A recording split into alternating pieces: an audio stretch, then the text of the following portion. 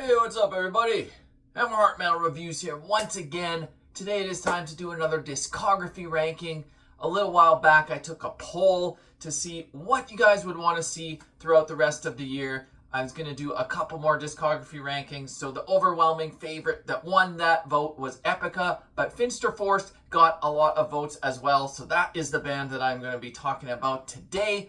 If you're unfamiliar with Finsterforst, is German folk Viking metal.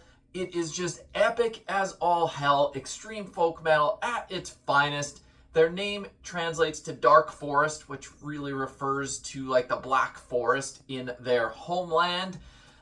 This would be for fans of bands like Moonsorrow, Finn Troll, Manigarm, Falkenbach, stuff in that general vein. They have been around since 2004 to the present day. They have 5 full lengths, but also 3 EPs. And while I normally don't include EPs in my discography rankings, I am including them today because 2 out of the 3 of these EPs are very crucial in their discography. They're definitely things I need to talk about. So I'm going to be including all 5 full lengths and all 3 EPs, ranking all 8 of those from my least favorite down to my favorite. What really stands out about this band, at least in the early days, is the heavy use of accordion. Almost has like accordion leads, which really gave it a unique flavor. But I just love this style of epic folk metal. Really, this whole discography is great with maybe one exception. What I'm putting in last, which I'll talk about right away, is a little bit of an oddball. But the other 7 releases are all very solid. But without further ado, let's get into this list. So, kicking it off in 8th place, the only release by them that I really don't like is YOLO from 2016. So this was just an EP, and this, like I said, is kind of the black sheep in their discography. Doesn't sound really much like the rest of their discography. They just wanted to do something fun and different. Basically put out a drinking album, a party album, if you will. It has a few really strange cover songs, like including a Miley Cyrus cover, for example. So clearly they were just wanting to have a good time here, almost as a joke, and just show off their less serious side. And so in the context of that is okay. Like, it's a fun time, but it's not one I really ever go back to. If you're unfamiliar with this band, do not start with this EP. This is not a fair representation of what they actually sound like. This is kind of just a one-off experiment that they wanted to do for fun. Very easy choice to be in last place on my list. All right, now let's get into the better stuff. From here on out, I like all of these. As we get closer to the top, it gets into really good stuff. These next few I'm going to talk about are still pretty good, if not on the outstanding level. So, in 7th place, I'm going to 2015 with their 4th full-length album, Mock Dick Frey. I'm going to be mispronouncing things all day here today, so hopefully that's somewhat close. But yeah, what they are known for is long, epic tracks. This album is 8 songs, 73 minutes.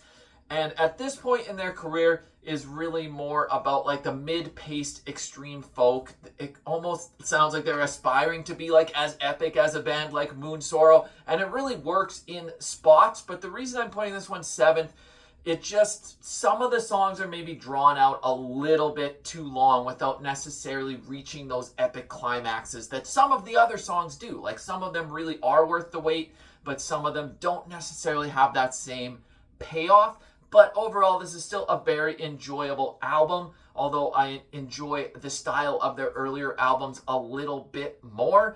The accordion is only used sparingly on this album. It's not as standout as it was on the earlier albums. It does have a lot of keyboards to add to the atmosphere, but I kind of miss the accordion overall because it was what really made them unique. The title track here is a great song. So all in all, still a pretty solid album. They just have some better ones, at least in my opinion. Up next, in 6th, I'm going to their 3rd full length, which is from 2012, Rastlos. So another one where the songs are very long. It's 7 tracks and 75 minutes. This was the first album to feature a new vocalist for their harsh vocalists. Their first couple full lengths had a different vocalist. So this was the introduction of kind of a new style. It brought in some more epic, clean vocals as well. I will say compared to the earlier albums, which I haven't talked about yet, this one's maybe not as like jovial or happy at sounding as those early ones. Once again, less accordion focused as well. It's just really going for more of an epic, melancholic tone, which it really hits the mark on. This was their major label debut on Napalm Records, so maybe that had something to do with the somewhat shift in their sound and style. But this is just really epic as hell, like epic folk metal. I don't think it's on par with their absolute best, but it's still pretty damn good. The closing track here is 22 minutes, Flammenrausch. A solid way to end the album. Kind of what they're known for are some very lengthy closing tracks. But yeah, all in all, still a very good release. Up next in fifth, I'm going to go to their newest full-length album, which is Zerfall.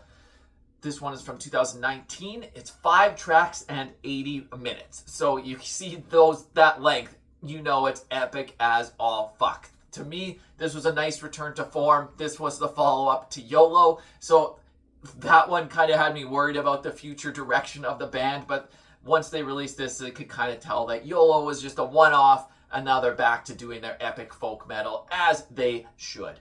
So this one is very similar in style to both Rastlos and Mock Dake Free. Like that's the style of their later era, if you will. Not as energetic as the early stuff, but it really takes you on a nice epic journey. And that's clearly what they're going for here. It's very grand in scale, and the songwriting is just really well executed.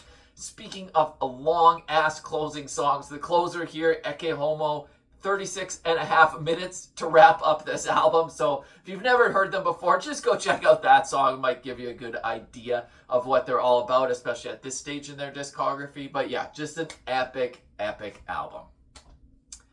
All right, up next in fourth, I'm going to go all the way back to the beginning to their first EP from 2006, Weege de Finsternis. Probably mispronouncing that. So this one's only 3 tracks and is 26 minutes long. But it's an excellent start to their career. This has a huge dose of folky epicness. With even on this album, there's almost a touch of like power metal flair in there to some degree with their black metal-esque raspy vocals.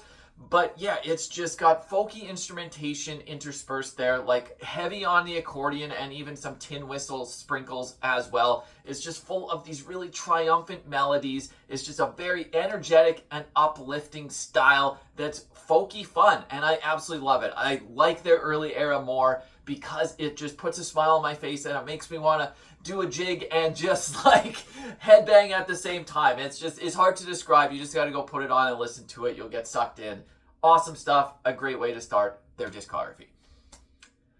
Up next in third, I'm actually going all the way to 2023 with their newest release, which was an EP, Jenseits.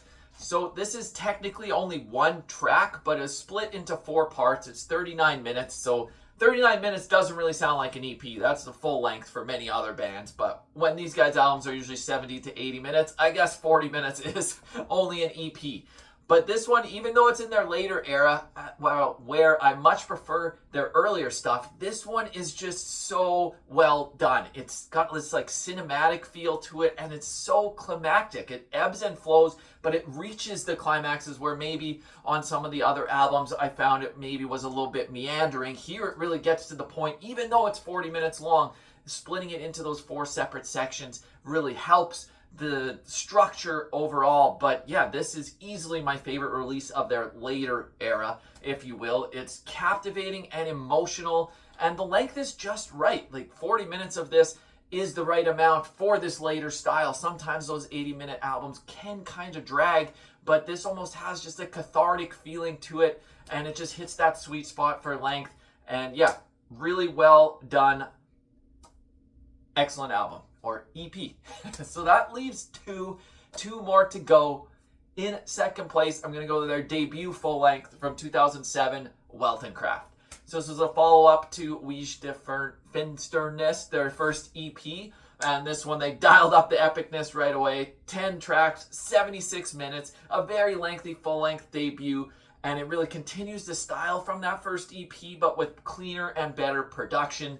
The accordion leads here are just outstanding. It's featured heavily throughout this whole album, and that's what makes it really unique and just really adds these great folky melodies that the guitar can match. It's got this bouncy, energetic, like, atmosphere and vibe to it. The drums and riffs keep this fast pace going and just make you want to bang your head and get crazy. Like, this just pumps you up. This kind of folky music is just so infectious. If I had to pick a favorite song here, Lauf der Welt is awesome, but really front to back, this whole album is great. It's such a good debut, like one of the better folk debuts, in my opinion. Could have put that number one, but to me, the next album that I'm going to talk about is their crowning achievement, their masterpiece, in my opinion. And if you've never heard them before, I would say go start with this next one from 2009, their sophomore album, Zum Tod hin. So this was the last album to feature their original vocalist, and like I said, this is their masterpiece, in my opinion. To me, one of the best extreme folk metal albums ever made. This is maybe not quite as like playful as the previous album, but it still has those elements there, but it started taking themselves maybe a little more serious with more epic style of songwriting. The accordion still drives these songs, but it even brings in some great acoustic moments and tin whistle flourishes once again. It's, yeah, just a more bombastic album. It's 5 tracks and 70 minutes, so this is where they really started building out those longer length compositions. It's just enthralling from start to finish. Urquell is one of my favorite tracks here, but honestly, front to back, this whole thing rips. Just such an easy choice for me to put this one number one. I absolutely love this. My favorite by them by a mile, although their debut is pretty great as well. Those would be the two that I would say go check out if you've never heard them before, but go check out everything, because make your own opinions. Sometimes I could be wrong compared to what you might feel, and that's totally fine too. So anyways, let me know what you think of these albums. If you are familiar with the band, I'd love to get your ranking down below. Let me know what your favorite is, which ones you don't like. Do you like YOLO? I don't, but maybe you will. I don't know. But yeah, until next time, Hammer Heart Metal Reviews. Out.